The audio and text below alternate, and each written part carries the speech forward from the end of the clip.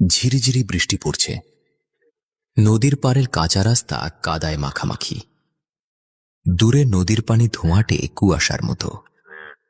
নদীর পাশের টিনের চালার ছোট্ট এক চায়ের দোকান। দোকানের চাল থেকে টুপটাপ করে পানি পড়ছে। দোকানের ভেতরে হারিকেনের হলুদ আলো টিমটিম করে জ্বলছে। সেই আলোয় রঘু কাকা মাটির চুলায় কেতলি বসিয়ে চা বানাচ্ছেন। দোকানের সামনের বেঞ্চে বসে আছে দুজন গ্রামবাসী, বিমল আর কার্তিক। এই বৃষ্টি আর নদীর শব্দ মিলিয়ে কেমন যেন ভয় ভয় লাগছে। তুই তো সব কিছুতেই ভয় পাস। এই নদীর পাড়ে আমি কত রাত কাটিয়েছি জানিস? কই কই আমার তো কিছুই হয়নি। সব রাত একরকম হয় না বাবা, কিছু রাত নিজের সাথে নিয়ে আসে ভয়ঙ্কর অভিশাপ। রঘু কাকার কথায় দুজনেই চুপ হয়ে গেল। বাইরে হঠাৎ বাতাসটা একটু জোরে বইতে লাগলো। বাতাসের কারণে দোকানের টিনের চাল কাঁপতে লাগলো ঝনঝন শব্দ করে। রঘু কাকা, এবার তুমিও শুরু করলে তো? তোরা কি জানিস এই দোকানের জায়গাটায় আগে কি ছিল? বিমল কৌতূহলী হয়ে জিজ্ঞাসা করল, কি ছিল? অনেক বছর আগে এখানে একটা নৌকা ডুবেছিল। মাঝরাতে ঝড়ের মধ্যে পুরো নৌকা নদীতে তলিয়ে যায়। নৌকাতে যারা ছিল তারা কেউ বাঁচে নাই। আচ্ছা, তারপর তারপর কি হলো? তারপর থেকে বৃষ্টির রাতে এই নদীর পাড়ে নাকি ভেজা কাপড় পরা একজন মানুষ হাঁটতে দেখা যায়। সেই দোকানের সামনে এসে দাঁড়ায়, কিন্তু দোকানের ভেতর ঢোকে না। এই রঘু কাকা ভয় দেখাচ্ছিল। ঠিক তখনই দোকানের বাইরে থেকে কারো হাঁটার শব্দ ভেসে এলো। মনে হচ্ছে কেউ কাদার মধ্যে ধীরে ধীরে হাঁটছে। সবাই আতঙ্কিত হয়ে তাকিয়ে রইল দোকানের বাইরের দিকে। বাইরে দাঁড়িয়ে থাকা ছায়াটা ধীরে ধীরে দোকানের দিকে এগিয়ে আসতে লাগলো।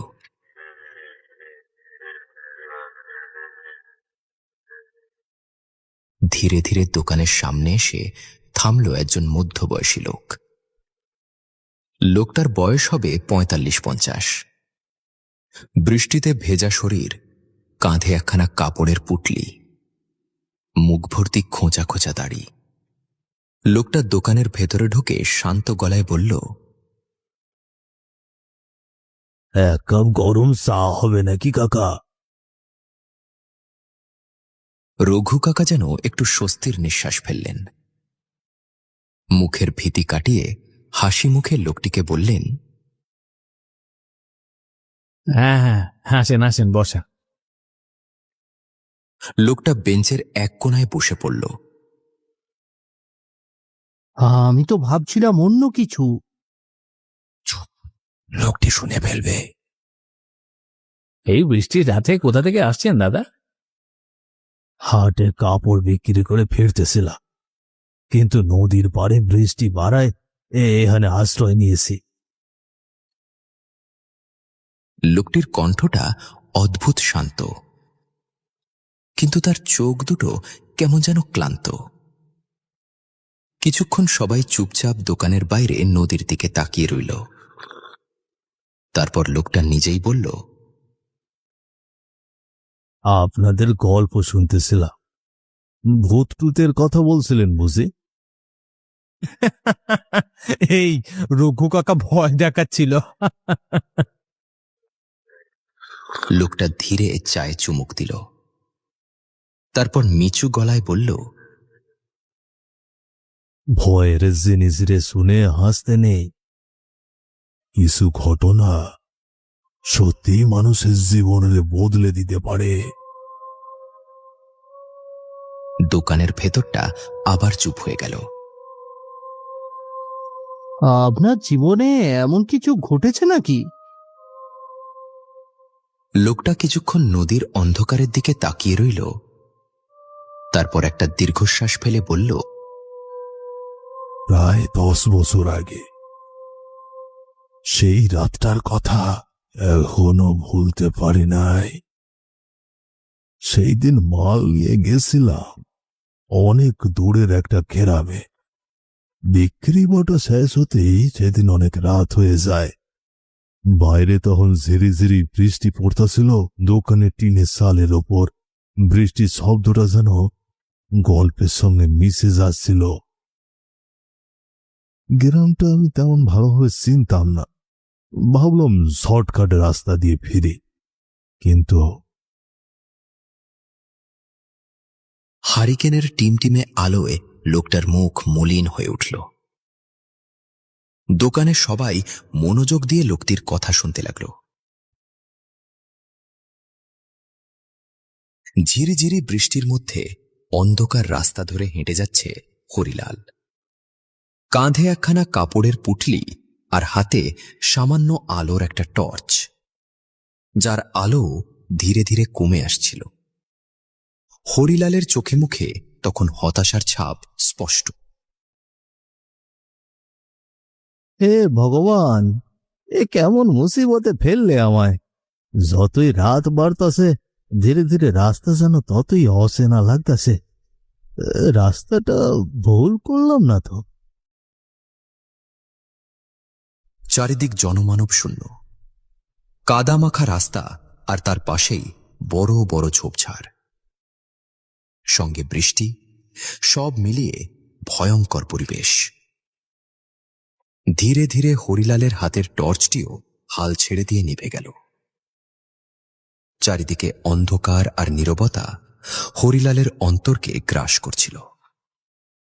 একসময় হঠাৎ হরিলালের নাকে ভেসে এলো একটা মাংস পোড়া আর পচা দুর্গন্ধ। হরিলাল চারদিকে তাকালো। বিদ্যুতের আলো চারিদিক আলোকিত করল, কিন্তু হরিলালের চোখ যেন কিছু একটার দিকে আটকে রইল। তার সামনে একটু দূরে পরিত্যক্ত শ্মশান। শ্মশানের ভেতর থেকে তখনও ধীরে ধীরে ধোঁয়া উঠছিল। হয়তো বিকেল বা সন্ধ্যার দিকে কেউ লাশ দাহ করেছিল। এটা তো একটা শ্মশান, কিন্তু আমি যে পথে যাব তাতে তো কোনো শ্মশান থাকার কথা নয়। তাইলে ঠিক তখনই হঠাৎ বৃষ্টির তীব্রতা আরও বেড়ে গেল। হরিলাল বৃষ্টিতে ভিজতে ভিজতে আশ্রয় খুঁজতে লাগল। হঠাৎ তখনই তার চোখ পড়ল শ্মশানের পাশেই ছোট্ট একটি চায়ের দোকানে। টিনের চাল, সামনে বাঁশের বেঞ্চ, আর ভেতরে একটা হারিকেন জ্বলছিল। ওই তো একটা চায়ের দোকান, কিন্তু এতক্ষণ তো দোকানটা আমার চোখে পড়েনি। আর তাছাড়া এত রাতে দোকান খোলা, তাও আবার শ্মশানের পাশে। হয়তো আমি একটু বেশি ভাবতেছি। রাতের বেলা লাশ দাহ করতে আসলে তো অনেক জিনিসপত্রই লাগে না। এখানে দাঁড়ালে এবার আমার কাপড়গুলো ভিজে যাবে। অনেক কিছু ভেবে শেষমেশ হরিলাল দৌড়ে দোকানের ভেতরে ঢুকল। হারিকেনের হলুদ আলোয় চোখে পড়ল একজন মধ্যবয়সী লোক। গায়ে ময়লা গেঞ্জি, কাঁধে গামছা। লোকটির হাতে একটা ধারালো ছুরি। লোকটি ছুরি হাতে হরিলালের দিকে অদ্ভুত দৃষ্টিতে তাকিয়ে রইলেন। হরিলাল ভয়ে গলার মধ্যে ঢোক গিলে নিল। লোকটি হরিলালকে উদ্দেশ্য করে বললেন, ভয় নেই, এটা দিয়ে আপনাকে মারবো না। অনেক দূর থেকে আইসেন মনে হয়। আসলে আমি পথ ভুল করেছি, এখানে একটু আশ্রয় নিতে এসেছি। বৃষ্টি একটু কমলেই চলে যাব। লোকটা ধীরে হাসল। তার হাসিটা কেমন জানি রহস্যজনক মনে হল হরিলালের কাছে। বসেন, চা খান। বলছি যে দাদা, ওই বড় রাস্তার মোড়ে যাওয়ার জন্য কোন পথ দিয়ে যেতে হবে? যে পথে আইছেন সে পথেই ফিরি যান, এখন ঠিক রাস্তা পাইবেন। লোকটির কথা হরিলালের কাছে বেশ রহস্যজনক মনে হল, কিন্তু তার কিছুই করার ছিল না। এই বৃষ্টির রাতে এই দোকানটি তার একমাত্র আশ্রয়স্থল।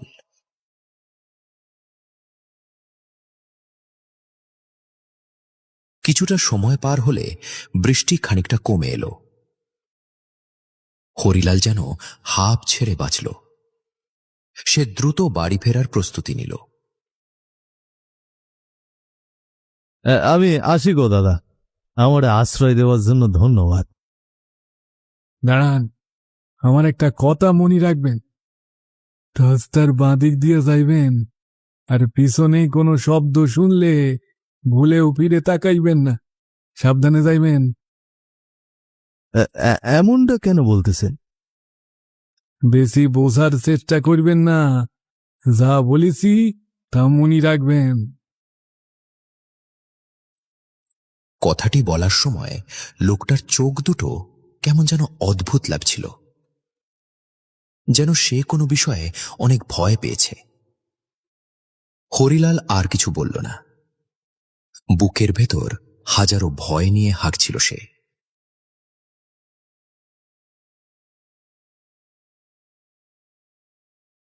দোকানদারের কথাগুলো হরিলালের বারবার কানে বাজছিল। ঝিরিঝিরি করে কুয়াশার মতো বৃষ্টি তখনও পড়ছিল। চারপাশে অন্ধকার। হরিলাল লোকটির কথা মতো বাঁ দিকের সরু রাস্তা ধরে হাঁটছিল। এক পাশে শ্মশান, আরেক পাশে ঝোপঝাড়। মাঝে মাঝে বিদ্যুতের আলো চমকিয়ে খানিক সময়ের জন্য সবকিছু আলোকিত করে ফেলছে। তারপর আবার সবকিছু ডুবে যাচ্ছে গভীর অন্ধকারে।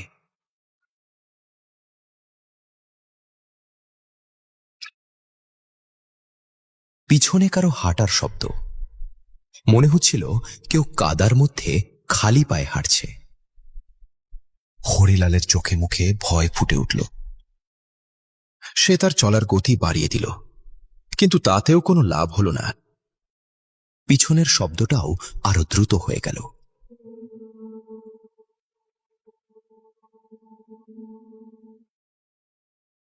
কিছুক্ষণ পর হরিলাল অনুভব করল শব্দটা একদম তার পেছনে। মনে হচ্ছিল হরিলালের কাঁধের কাছে কেউ শ্বাস নিচ্ছে। হরিলালের গলা শুকিয়ে গেল। তার শ্বাস যেন গলার মধ্যে আটকে গেল। ঠিক তখনই হরিলালের কানের কাছে খুব আস্তে কেউ বলল, হেই, দাঁড়ান। হরিলালের পুরো শরীর ঠান্ডা হয়ে গেল।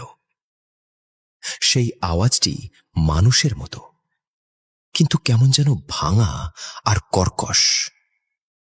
হরিলাল দৌড়াতে চাইল, কিন্তু তার পা যেন ভারী হয়ে গেল। আবার সেই গলা, পিছনে তাকান। হরিলাল এবার সাহস করে পেছনে তাকাল। বজ্রপাতের আলোয় হরিলালের চোখে পড়ল এক ভয়ঙ্কর দৃশ্য। সাদা কাপড়ে মোড়া একটা লম্বা মানুষ দাঁড়িয়ে আছে রাস্তার মাঝে। তার পা মাটির ওপরে ভাসছে। মুখ দেখা যাচ্ছিল না। অন্ধকারের মধ্যে শুধু দুটো সাদা ফ্যাকাশে চোখ জ্বলছিল। এমন দৃশ্য দেখে হরিলালের হৃৎস্পন্দন যেন বন্ধ হয়ে গেল। আমারে ছেড়ে দাও, আমারে ছেড়ে দাও। কে আছো? বাঁচাও, আমারে বাঁচাও।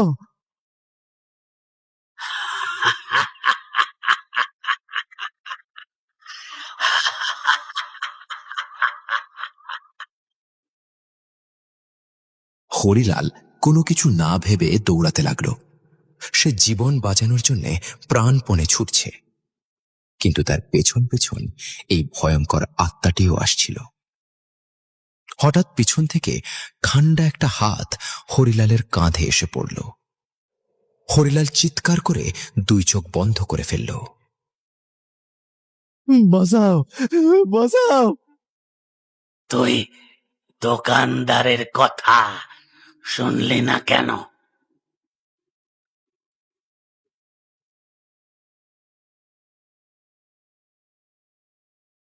তারপর তারপর কি হলো? চারিদিক নিস্তব্ধ।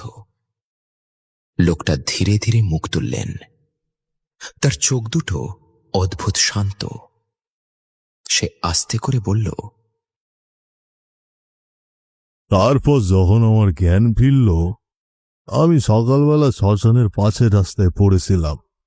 দেখলাম গ্রামের কিছু লোক আমারে ঘিরে ধরেছে। কিন্তু সবচেয়ে ভয়ঙ্কর কথা কি জানেন? কি? সেই গ্রামবাসীদের কাছ থেকে জানতে পারলাম যে চায়ের দোকানে আমি আশ্রয় নিয়েছিলাম, ওই দোকানদার নাকি বছর 5 আগেই মারা গিয়েছে। লোকটার কথা শেষ হতেই দোকানের ভেতর একদম নিস্তব্ধ হয়ে গেল। শুধু টিনের চাল থেকে টুক টুক করে পানি পড়ার শব্দ শোনা যাচ্ছিল। বিমল ও কার্তিক দুজনের মুখই ফ্যাকাশে। রঘু কাকাও আর কোনো কথা বলছেন না। হারিকেনের হলুদ আলোয় সবার মুখ কেমন অদ্ভুত লাগছিল। ঠিক তখনই বাইরে বৃষ্টিটা একটু কমে এলো। লোকটা ধীরে ধীরে উঠে দাঁড়ালো। অনেক রাত হয়েছে, এবার যাই। রঘু কাকা কেমন যেন দ্বিধাভরা গলায় বললেন, এই রাতে আবার যাবেন নাকি? লোকটা একটা রহস্যজনক হালকা হাসি দিল। রাতের সব রাস্তা আমার চেনা আছে দাদা। এই কথা বলে সে দোকানের দরজার দিকে হাঁটতে লাগল। হারিকেনের আলো তার শরীরের ওপর পড়ে লম্বা ছায়া তৈরি করছিল। কার্তিক হঠাৎ নিচের দিকে তাকিয়ে জমে গেল। লোকটার পা উল্টো, গোড়ালি সামনে আর আঙুল পেছনের দিকে। বিমল কাঁপা গলায় বলল, রঘু কাকা দেখছেন ওই লোককে? তার মানে? ধীরে ধীরে সে ঘাড় ঘুরিয়ে সবার দিকে তাকালো। তার চোখ দুটো অস্বাভাবিক ফ্যাকাশে। তারপর ঠোঁট বাঁকিয়ে একটা অদ্ভুত হাসি দিল। সেই হাসিটা মানুষের মতো নয়, কেমন যেন ঠান্ডা আর মৃত। এক মুহূর্তের জন্য দেখা গেল লোকটার পুরো শরীরটা কুয়াশার মতো ঝাপসা হয়ে গেছে। তারপর সে ধীরে ধীরে বৃষ্টির অন্ধকারের মধ্যে হাঁটতে লাগলো।